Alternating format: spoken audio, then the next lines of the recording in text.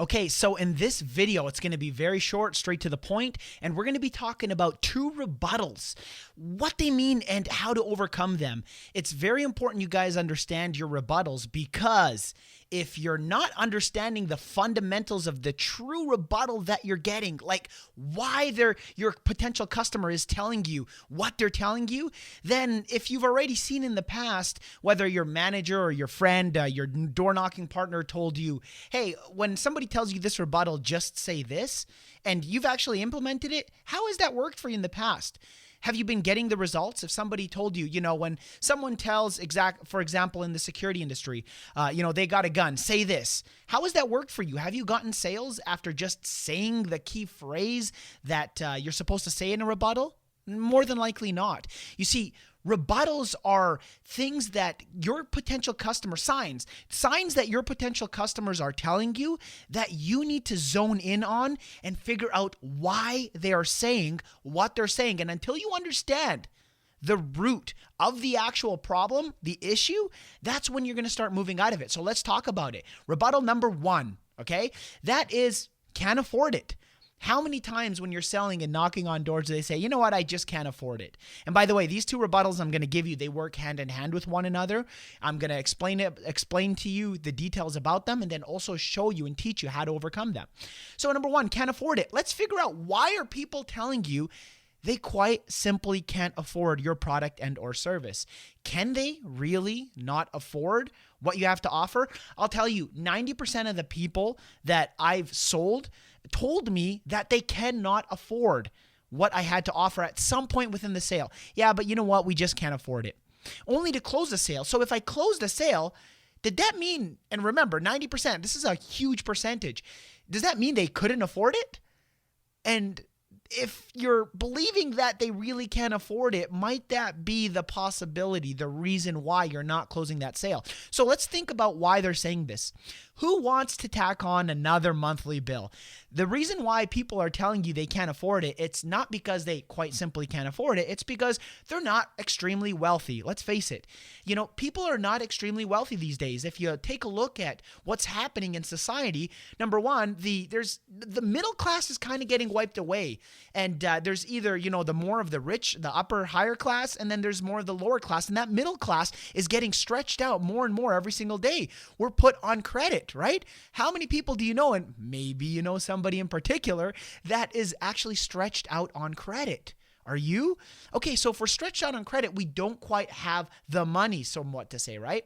But do you have the money to spend it on something else? Do they possibly have the money? Perhaps they have it, they're fine with living on credit, and they have a set goal of what they're going to achieve in their life by paying off their debt with how much money they got coming in compared to how much money they got going out.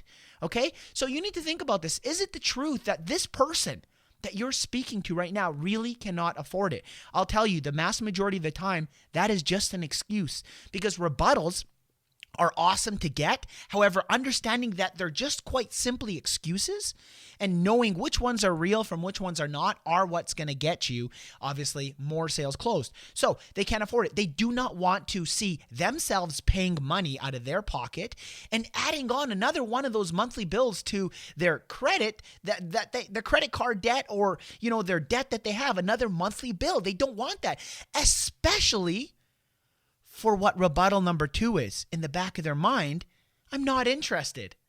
Number 2 is not interested, okay? They're not interested. So why are people not interested and cannot afford it? Because you haven't done your job enough to explain what you're doing, why you're doing it, what the product itself that you have to offer can do for them possibly, so that they can justify. Remember, people have a set budget. People have a certain amount of money. The masses have a set money aside that they can afford every single month. Not everyone's wealthy, like I just explained. So can they see themselves acquiring your product and or service and putting it in that extra monthly bill that they have?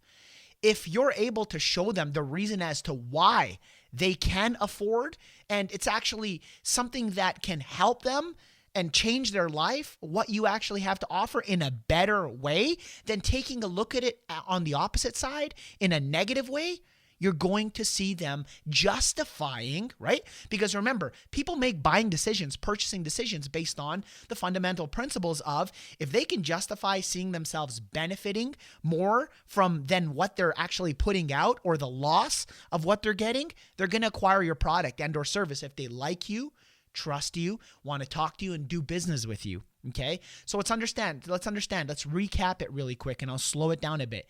They cannot afford it. Can they really not afford it? This is what I tell people, my homeowners, my customers. I go, I understand you can't afford it. Not a lot of people can, to be quite honest. And to be upfront with you, nobody likes another monthly bill, right? That's exactly what you're thinking. But let me ask you this, just to all money aside and all thought of, you acquiring the product or accepting my offer, let me ask you this. Okay. If, let's just say, what's your mortgage right now, if you don't mind me asking, or estimated? Oh, my mortgage is about $1,500 a month. Okay. So your mortgage or your rent is $1,500 a month right now.